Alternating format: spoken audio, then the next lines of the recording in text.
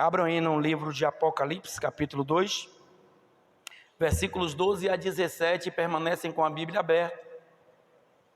Vou trazer algumas descrições da cidade de Pérgamo e a igreja, para depois, no contexto da pregação, entendermos um pouco o que ele quis falar no capítulo 2, do versículo 13, 14, 15, que são as expectativas de Jesus em relação à igreja. O versículo 12 é tão somente a apresentação de Cristo. O 16 e o 17 é o chamado da nossa atenção, ou o chamar de Cristo da nossa atenção, como devemos viver com Cristo para alcançarmos o nosso galardão. Amém? Apocalipse capítulo 2, versículo de número 12. E ao anjo da igreja que está em Pérgamo, escreve isto, diz aquele que tem a espada aguda de 2 fios. Conheço as tuas obras, e onde habitas, que é onde está o trono de Satanás, mas retens o meu nome e não negaste a minha fé.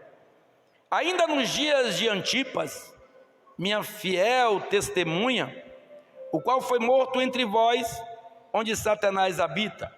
Porém, umas poucas coisas tenho contra ti, porque tens lá os que seguem a doutrina de Balaão, o qual ensinava Balaque a lançar tropeços diante dos filhos de Israel, para que comessem dos sacrifícios da idolatria e se prostituíssem. Assim tens também os que seguem a doutrina dos nicolaítas, o que eu aborreço. Arrependeste, pois, quando não, em breve virei a ti, e contra eles batalharei com a espada da minha boca. Quem tem ouvidos, ouça o que o Espírito diz às igrejas. Ao que vencer, darei a comer do maná escondido e dar-lhe-ei uma pedra branca, e na pedra um novo nome, escrito o qual ninguém conhece, senão aquele que o recebe, em nome de Jesus. Amém? O tema dessa pregação é cuidado com o mundo. Aí mesmo onde vocês estão, põe a Bíblia nos vossos colos.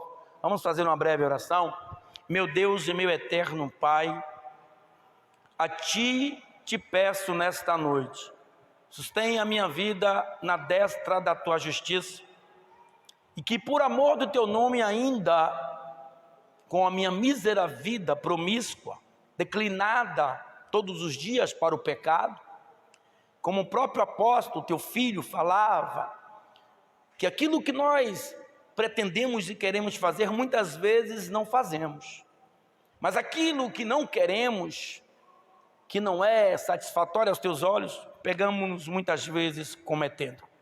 Livra-nos deste mal, da dureza do coração, da iniquidade, da promiscuidade, da lascívia, do mal que há em nossos corações, e transmite a Tua unção sobre nossas vidas para que possamos andar segundo a Tua vontade.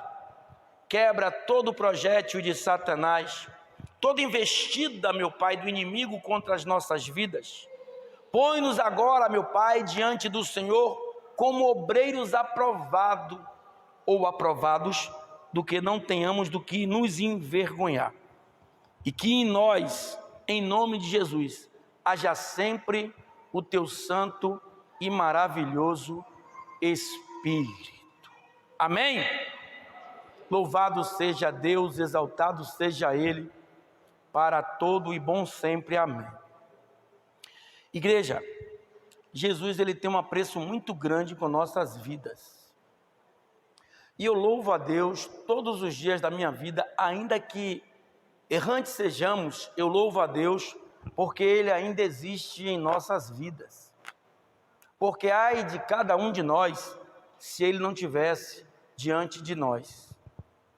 todos os dias, o diabo fica ao nosso derredor, bramando como um leão, tentando ou maquinando como nos destruir. Fato ainda de nós não sermos consumidos é tão somente a misericórdia de Deus. Olhando nós para nós mesmos agora, avaliando toda a conduta diária de cada um de nós, certamente, pelo que a Bíblia nos expõe, era para que estivéssemos mortos. Mas a graça abundante de Deus sobre nossas falíveis vidas é que traz a cada um de nós ainda uma porção de amor que segura as nossas estruturas falidas diante do grande ser Jesus Cristo de Nazaré. Quando eu disse que essa igreja ela tem uma grande aparência, uma grande similaridade com aquilo que nós vivemos nos dias de hoje dentro da igreja, porque assim como Pérgamo, eu posso classificar cada cidade, cada bairro de Salvador, cada comunidade. Foi hoje reportado na Record Nacional 131 tiroteios que foram registrados, não sei, durante o tempo que eu peguei já o bonde andando, na cidade nacional, na reportagem nacional, em nosso Salvador, Bahia.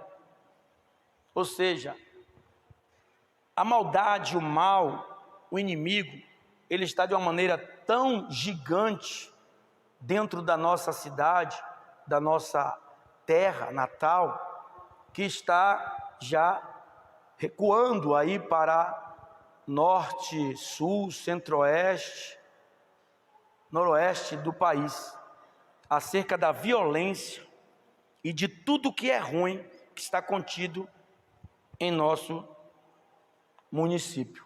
Eu estou falando isso porque eu vou trazer algumas descrições da igreja, da casa, ou melhor dizendo, da cidade de Pérgamo, onde a igreja fora ali construída ou constituída.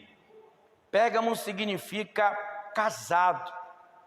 Se a gente fazer uma analogia à situação de casado, olha o nome de Pérgamo, que significa casado. E Jesus, ele nos coloca como noiva do Cordeiro, preparando nós como noiva adornada, que não tenha que se envergonhar, imaculada, irrepreensível, para que no dia da vinda do noivo, estejamos nós como noivas aprovadas para ele. Aquela cidade de Pérgamo, ela era foi durante 400 anos, capital da Ásia Menor. A Plínio chegava a dizer que a cidade de Pérgamo é conhecida como a cidade mais formosa da Ásia Menor, pela sua exuberância, pelo comércio que havia naquela cidade. Aquela cidade, louvado seja o Pai, o Filho e o Espírito Santo, o último rei daquela cidade, conhecido como Átila III, ele fez o seu testamento passando toda a responsabilidade, toda a autoridade daquele local para Roma. E ela se tornou, depois de 400 anos sendo capital da Ásia, se tornou sendo capital de Roma. Aí é onde começou a endurecer um pouco a vida das pessoas que habitavam em Pérgamo.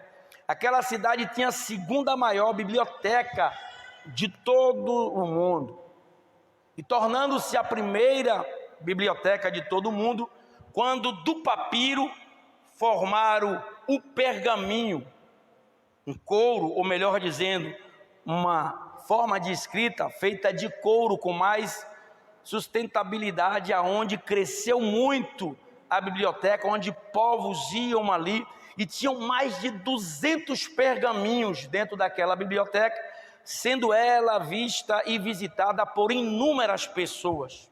Só que naquela cidade, ou na capital, como ela foi estabelecida, levantaram-se ali alguns conceitos, aonde havia um projeto de cura aos enfermos, onde um médico da cidade e um cientista também aderiram a essa prática, que eles levantaram uma serpente, e essa serpente ela recebia a adoração daquele povo, e o povo cria que através daquela serpente, conhecida como Deus, ou Deus a serpente, curava aquele povo.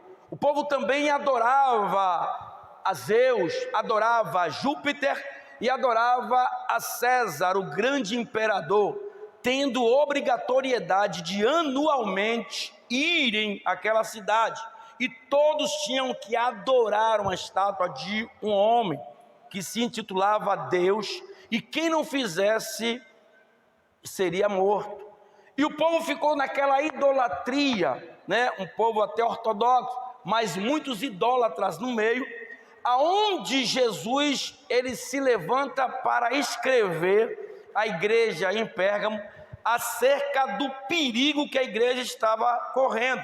Ou seja, era uma cidade completamente promíscua, era uma cidade completamente voltada para as práticas de idolatrias, para práticas que não faziam parte daquilo que Jesus queria passar para a igreja ou para aquele povo. Então eles estavam fundados em terreno hostil, ou seja, a igreja estava habitada em um lugar completamente fora da realidade cristã, mas ainda haviam homens e mulheres de Deus que serviam a Cristo em espírito e em verdade e não se vendiam a deuses estranhos. Não é diferente nos dias de hoje, onde nós estamos vivendo, onde nós estamos congregando, onde nós estamos fazendo a nossa prática cristã. O mundo cheio de aflições, choros, noites e noites e noites. Eu sei que a alegria vem pela manhã, mas estamos atravessando uma situação não tão diferente como do povo da igreja de Pérgamo.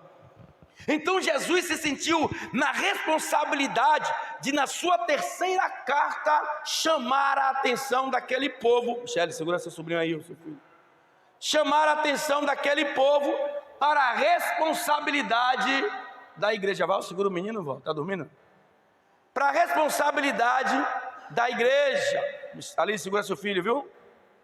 Amém? Então, para nós trazermos um contexto, para que nós entendamos o que é que Deus quer falar conosco, a responsabilidade de adorar a Deus, ela, a igreja, não fica só dentro do templo. Nós temos que ser igreja aqui dentro e lá fora, porque todos os dias somos convidados para práticas satânicas, prostíbulas e coisas dessa natureza. Então, para trazer o contexto do que nós queremos falar um pouco sobre a casa de Pérgamo, a igreja de Pérgamo, os congregantes de Pérgamo, os pastores de Pérgamo, a responsabilidade da igreja de Pérgamo, ela também está sobre nossas responsabilidades. Quando eu disse que para nós é muito mais fácil de servir a Cristo do que o povo daquela época, porque eles tiveram bem poucas experiências. E o problema em Pérgamo não estava só na cidade, não estava só no reino, não estava só em César Augusto, não estava só em o povo ir àquele local para adorar aquela serpente, alguns adoraram a Júpiter, outros adorarem a Zeus. Não, o problema também estava estabelecido dentro da igreja, aonde os olhos de Jesus olhou, contemplou aquela igreja e viu no meio daquele povo um risco muito grande de a igreja se perder.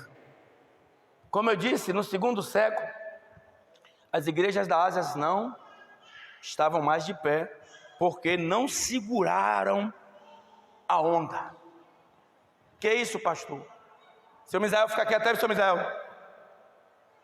Não seguraram a onda. Não se estabeleceram naquilo que foi propagado por Jesus. Haja vista que Deus ele levanta sempre pessoas para advertir o povo, para que não entrem no pecado. O mal, igreja, ele está à nossa porta todos os dias.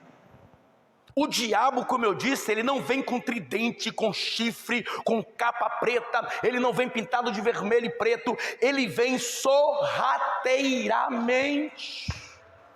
O povo que adorava aquela serpente, o povo que adoravam a Júpiter, o povo que adoravam a Zeus, o povo que adorava a César o Grande, eram povos enganados por falsas ideologias de deuses inexistentes. E nós temos que estar apercebidos a estas situações. Nos dias de hoje, há muitos Zeus, muitos Júpiteres, muitas serpentes, muitos César o Grande em cima de altares onde estão sendo idolatrados por homens que não têm o conhecimento da palavra, porque não ouvem advertências.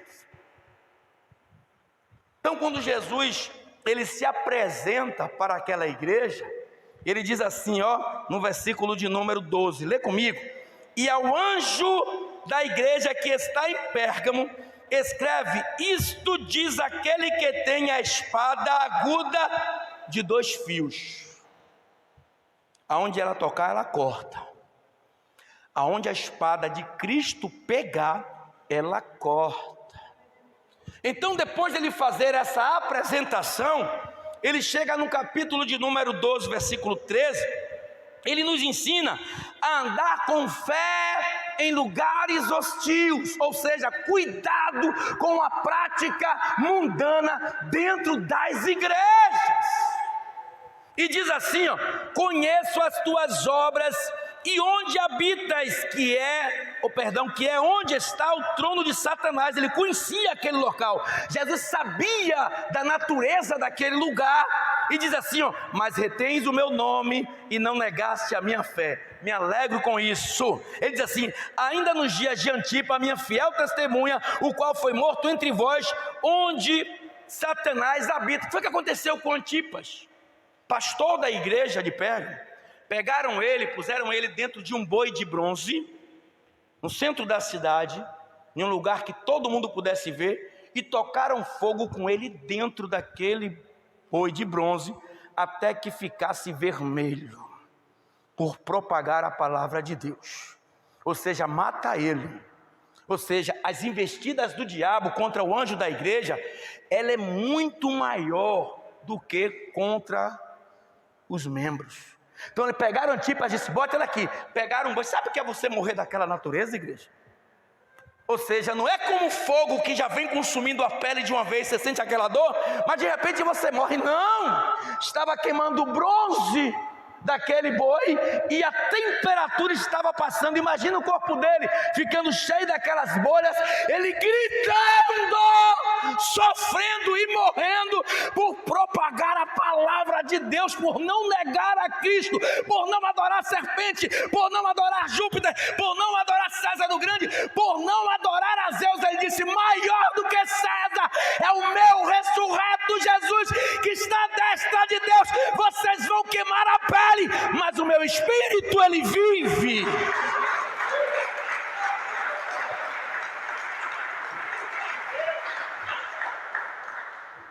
Ele está aí, uma testemunha ocular, viva, porque mataram a carne, mas o espírito vive, que é Antipas. Olha aí o testemunho desse pastor. Olha aí a responsabilidade dele. Ele podia negar ali, antes de entrar naquele boi de bronze, mas ele foi até o final, porque o ministério de Deus na vida de um homem, ele tem que ser um ministério valente, ele tem que ser um ministério forte. Infelizmente tem muitos que estão se vendendo por poucas coisas em cima dos altares que dizem ser de Deus. Então, andar com fé em lugares hostis. Nem sempre você vai para um lugar onde você vai ser bem recebido como homem e mulher de Deus. Então você tem que estar preparados. Quem sabe o pastor te designa para ir abrir um ministério em um local onde há uma grande incidência de tráfico de drogas e de homicídios. Cadê tua coragem? Eu contei aqui uma história, uma certa feita, de um homem que contou o testemunho dele, que um jovem de entre 15 e 16 anos, quando ele estava em um determinado local ali, naquela área ali das 7 portas, o cara dominava a marginalidade naquele local, subia-se para um morro onde eles ficam como nos dias de hoje, né? Procuram os lugares mais estratégicos para que eles possam ter ali o seu palácio, para que eles possam ali ter o seu trono. E de repente disseram lá embaixo: olha, tem um jovem aí que disse que Deus mandou ele falar algo com o Senhor, o chefão da boca. Ele disse: manda ele subir. Todo mundo que tem arma, principalmente essas pessoas que têm muitas armas, tem umas que eles gostam mais e tem mais confiança. Segundo ele mesmo, contando testemunho, ele tinha uma arma que era um 38 de 5 tiros, Taurus, cano curto, que não negava um tiro. E de repente esse jovem chega lá embaixo e diz que Deus mandou falar algo, com a Bíblia grandona, magrinho, raquítico, e uma Bíblia debaixo do braço, cheia de paletó, com as perninhas. Ele manda ele subir. Algumas pessoas já viram contar esse testemunho aqui, isso foi verídico, aqui em Salvador. Manda ele subir. Ele subiu. Tinha um quintal da casa dele, do lugar onde ele estava. Ele: quem é o menino? Vem cá. Foi Deus que mandou você aqui. Ele com zombaria. Meu amigo, quando você está na presença de Deus, de corpo, alma e espírito, o diabo ele pode cirandear, o diabo pode se levantar, o diabo ele pode fazer o que ele quiser fazer. Em você ele não toca. Ele disse: vem cá, menino, vem cá. É você que Deus mandou? Vem cá, quero ver se Deus te mandou mesmo. Você não está com medo não? Ele disse: não.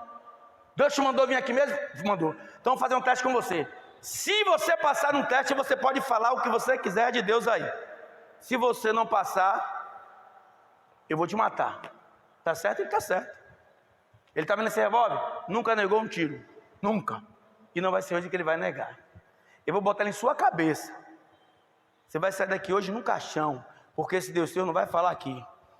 Ele: pronto, só se for agora. É todo mundo que está preparado para isso? Antipas estava preparado para ser queimado num boi de bronze, porque ele sabia o Deus que ele servia. Morto para o homem, mas vivo para Cristo. Ainda que mate a matéria, o Espírito ele vive para a glória de Deus Todo-Poderoso. E ele começou a dar tiro na cabeça do menino. Ficou nervoso. 1, 2, 3, 4, 5, e tirou bala, e botou outra achando que a bala estava fria, e pediu bala do outro revólver, e colocou, e de novo, e nada de a bala deflagrar, ou a arma. E Deus lá em cima, imagina Deus segurando o cão, né, que chama o gatilho daquele revólver. Você pode até atirar, mas essa bala não sai, porque eu sou o Deus da vida deste jovem. E de repente, quando ele viu que não deflagrou uma, ele virou nervoso. Quando virou para cima, todos os tiros deflagraram. Ele caiu de joelho, o menino pregou para ele, mas ainda ele não se rendeu aos pés de Jesus. O menino: agora eu vou descer, porque aquilo que eu vim fazer aqui, eu já fiz. Que Deus tenha misericórdia da tua vida. Ele não se rendeu. Segundo ele, foi participar de um assalto, onde alguns colegas deles foram a óbito, alguns meliantes, e de repente ele conseguiu se sair e se mandou andando, e foi andando. Só que ele passou em um lugar de, dias depois, de lugar de homens rivais. Deram tanta cacetada de barrote nele, que os olhos dele saíram. Eu vejo ele de vez em quando, está vivo. Ele já pregou aqui, foi aqui que ele contou esse testemunho. Marcelo, o nome dele. No dia que ele foi trazer esse testemunho na igreja, quando ele entrou pela porta que eu fui pegar ele anda traumatizado das coisas que ele fez e que aconteceu com ele. E ele disse que nesse dia deram tanta cacetada que ele ficou, os olhos dele são de vidro, são de gude. Ele não tem olho. Que saiu os olhos dele. Ficou 2 horas desacordado no lugar onde fica o ML, necrotério do HGE. 2 horas depois ele acordou. Está vivo hoje para a glória de Deus. Porque aquele que não vem por amor, Deus traz arrastado, mas traz pela dor. E até hoje, ele, assim como Antipas, é testemunha viva para contar o que Deus pode fazer na vida do homem. Quer o homem queira ou ele não queira. Se você está gozando de plena saúde e Deus está te chamando, vigia, porque uma hora vai estreitar a tua vida. Então ele trouxe trouxe Antipas, para que Antipas pregasse o evangelho e morresse daquela natureza. Mas Antipas morreu, mas o ministério não parou. Ou seja, vivendo com fé em lugares hostis, em lugares minados. Porque tem crente que está na igreja e espera que tudo transcorra bem o tempo todo. Nem sempre as coisas vão acontecer, digo aqui sempre, da forma que nós esperamos.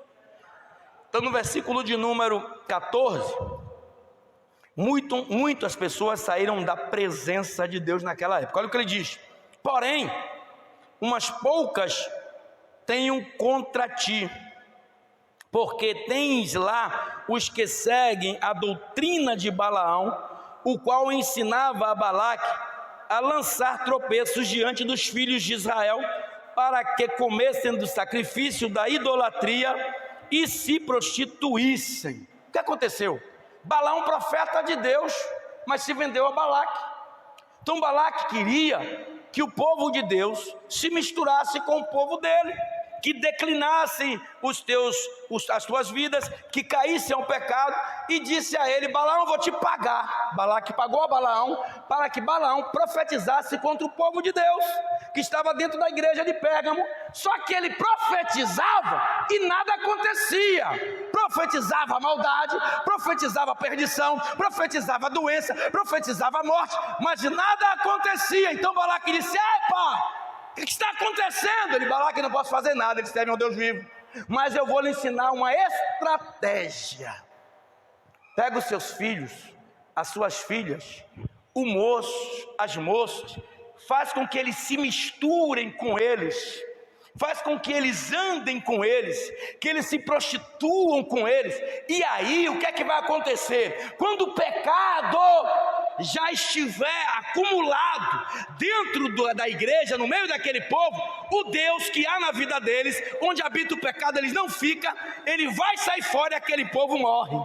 Aí ele disse: só que alguns se manteram firmes, não se venderam às investidas do diabo proferida por Balaão a Balaque, e se manteram aquele dia. Porém, umas poucas coisas tenho contra ti, porque tens lá os que seguem a doutrina de Balaão. Ou seja, tem lá os que seguem. Nem todos seguiram, nem todos que estão dentro da igreja vão se contaminar com o pecado que o mundo apresenta. Vai ter os verdadeiros eleitos que vão se pôr de pé e vão continuar na presença de Deus, sem se vender a essa meretriz da prostituição.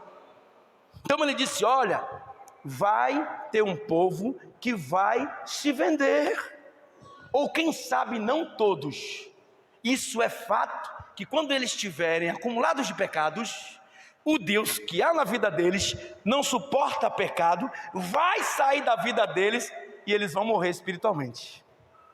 Só que ele não sabia que tinha os verdadeiros adoradores dentro da igreja de Pérgamo, assim como tem verdadeiros adoradores dentro da templo de adorar. E se tem agora, levanta a mão aplaudindo e dando glória a ele.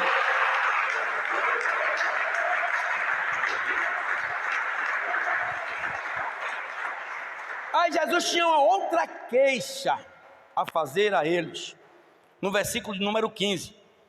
Ou seja, seguindo eles doutrinas insanas. Diz assim, assim tens também os que seguem a doutrina dos nicolaítas, que eu aborreço. Ou seja, o que é que Jesus se alegou com a igreja de Éfeso? Que eles, assim como Jesus, não aceitavam a doutrina dos nicolaítas. Ou seja, porque a carne é carne, eles achando que pecando na carne, aquilo haveria no coração de Jesus trazer o perdão para o pecado daquele povo. Então ele ensinou ao povo: pequem, quanto mais vocês pecarem, mais há uma probabilidade de Jesus, esses que eles pregam aí, trazer misericórdia sobre a vida de vocês. E tinham pessoas dentro da igreja em Pérgamo que teve essa doutrina constituída em tua mente e ficaram pecando para que Deus, através de Cristo, entrasse com perdão. Não é melhor andar em santidade? Não é melhor andar em verdade com Cristo, para que Ele nos defenda dos malfeitores e dos dias maus? Os nicolaítas, já disse aqui, os gnósticos diziam que o nicolaíta devia viver sobre a essência, sobre a vontade da carne, porque somos carne, somos pecadores. Então há uma diferença entre o espírito e a carne. Tinha também um que dizia que tinha um líder que ele pegava a mulher dele dentro da igreja, e dos nicolaítas, e fazia com que se prostituísse com todos os homens. E tem uma outra linha de raciocínio, que é sobre Nicolau, prosélito de Antioquia, que está lá em Atos capítulo 6, que foi constituído como obreiro, junto com Estevão e Filipe e os outros demais. Disse que ele se afastou da presença de Cristo e criou uma outra seita, que não tinha nada a ver com Cristo, ensinando o povo doutrinas estranhas. Nós estamos passando por esse tempo. Nós estamos vendo igrejas com seitas e não cultos. Nós estamos vendo pastores trazendo para si aquilo que era tão somente para Deus. Nós estamos vendo pessoas barganharem dentro da casa de Deus. Mas todo joelho se dobrará e toda língua confessará e saberá que Ele é o único Deus.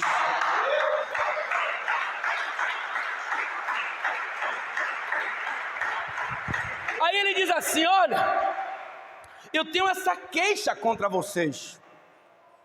Eu tenho um testemunho grande. Antipas foi queimado, e vocês viram, por propagar Cristo, mas a igreja não morreu. Mas eu tenho queixa contra vocês, porque vocês se renderam aos moços e às moças, se prostituindo, sabe, andando com eles, se misturando com eles, alguns de vocês, porque infiltraram-se em nosso meio, porque Balaão ensinou a Balaque como tirar o povo de Deus da presença. Quantos Balaão tem dentro da igreja? Quantos Balaques e mocinhos e mocinhas tem dentro da igreja, que tiram pessoas de dentro da igreja? Quantos aqui eu já vi entrar aqui e saiu da igreja por más companhia, por dar ouvido a ímpios, seitas satânicas dentro da igreja, propostas enganosas de Satanás, que sentam do teu lado, talvez com vestido, talvez com popozinho, talvez com paletó, com calça social, todo arrumadinho, mas são obras enganosas. Nem tudo que reluz é ouro. Então o que é que ele quis com aquilo? É comunismo. Trazer para dentro da igreja, com a ideia de Balaão e Balaque, a união. Ou seja, como tem muitos aí, né, Paulo? Podemos fazer a união de católico com o pai de santo, como espírita. Não, cada um segue a sua linha, nada contra. Quem crê lá em Baal, que crê em Baal. Quem crê em Allan Kardec, que crê em Allan Kardec. Quem quer crer em ídolos famosos como Michael Jackson, como John Lennon e outros, que creiam nos seus ídolos. Mas eu creio no ressurreto Jesus, que morreu, mas foi ressuscitado, está aqui conosco nessa noite para advertir a igreja do que é certo é certo e o que é errado é errado. Não podemos servir a dois senhores, nem nos misturar com as coisas do mundo. Hoje tem muito crente se misturando com coisas mundanas e achando que está tudo normal. Gente, para essas pessoas, olha o que Jesus diz no versículo 16: arrepende-te, pois quando em breve virei a ti e contra eles batalharei com a espada da minha boca. Sabe que espada é essa, igreja? Já viu quando Jesus abre a boca com exortação, com temor e tremor? Se lembra o que foi que Deus fez com Miriam? Porque tentou contra a vida de Moisés, tentando falar com Deus acerca do que Deus tinha feito com Moisés.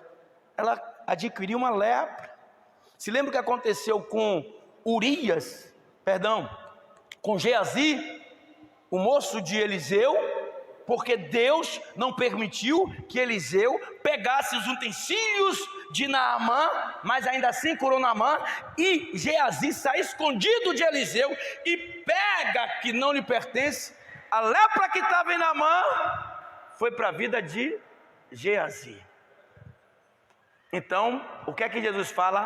Arrependa-te, porque quando ele abrir a boca e diz que vai morrer, morre. Vai adoecer, adoece. Vai perder, perde. E os que vão se apartar, vão ter que se apartar dele. Por quê? Porque, como eu disse, hoje nós temos mais capacidade de interpretação do que é a palavra de Deus do que a igreja de Pérgamo. 50 anos só, nós já estamos quase a 3.000 anos distante da existência, permanência, morte e ressurreição de Cristo. Eles estavam só a minha idade de distância, ou seja, não estava tão distante assim. Eu me lembro de quando eu tinha 12 anos, 11, 10. Então, muitos daqueles povos que estavam ali em Pérgamo lembravam vagamente do que Jesus fez na terra. Então, para eles, foi muito mais difícil do que para você. Olha para o irmão que está do lado, diga: para você é fácil. Diga: porque ele já pagou o preço. Aí ele diz assim: ó, alguém aqui tem ouvidos? Quem tem ouvidos, ouça o que o Espírito diz às igrejas. Que Espírito foi esse? Foi de João? Foi o próprio Cristo. Foi ele que falou a João: leva essas 7 cartas às 7 igrejas asiáticas. Aí ele diz assim: ao que tem vencedor aqui, igreja? Levanta a mão, dá glória, se tem vencedor aqui. Não tem medo não, tem medo não. Ao que vencer, darei a comer do maná escondido, aonde ninguém sabe, e dar-lhe-ei uma pedra branca, e na pedra um nome escrito, o qual ninguém conhece, senão aquele que o recebe. Quem recebe Jesus aqui nesta noite? Para entender a Bíblia é muito fácil de a gente examinar e se alimentar das Escrituras. Essa carta ficou endereçada a Pérgamo ou a templo de adorar? A nós, porque somos parte de uma constituição, de instituição, melhor dizendo, chamada igreja. Temos ouvidos e andamos segundo o curso da Bíblia, que é Jesus Cristo de Nazaré. Então, quem tem ouvidos, ouça o que o Espírito diz à igreja. Nós estamos preparados para herdar as hóstias celestiais, ainda que Satanás diga que não, ainda que tenha empecilho como teve na igreja de Pérgamo, ainda que tenham pedras de tropeços, de que maneira for, e se estabeleça diante de nós, maior é aquele que faz com que nós pulemos por cima da pedra e caiamos do outro lado, glorificando, engrandecendo o nome de Deus. E ainda se não pularmos a pedra, destruiremos ela, como está escrito no livro de Josué capítulo 6, aonde derrubou aquelas muralhas, e o povo passou por cima dos destroços, e chegaram à cidade prometida, que o próprio Deus prometeu. Aí ele finaliza dizendo assim, ó: ao que vencer, parte B do versículo 17, darei a comer do maná escondido, e dar-lhe-ei uma pedra branca, e na pedra um novo nome, escrito, o qual ninguém conhece, senão aquele que recebe. Você serve a um Deus vivo, igreja. Por mais que o dia hoje tenha sido ruim, caótico, terrível, tenebroso, por mais que as perspectivas suas tenham caído de 70% para 10%, Ele ainda está nas estruturas, Ele ainda vive e reina, Ele ainda é o nosso alicerce. Sabe por quê? Eu creio que crente que está aqui nesta noite construiu a tua casa sobre uma rocha, e quem constrói a casa sobre a rocha, o diabo não destrói. Nós estamos aqui e permanecemos aqui porque assim Ele nos chamou. A luta é grande, os dias se passam, o sofrimento se levanta, mas o maior é aquele que tem a espada de 2 fios, que pode cortar a medula, ossos, que pode dividir, louvado seja Deus, extremidades aonde nós não podemos nem chegar. Eu creio no Deus da justiça, eu creio no Deus da verdade, eu creio no Deus da ressurreição, eu creio no Deus que pode mudar o contexto das nossas casas.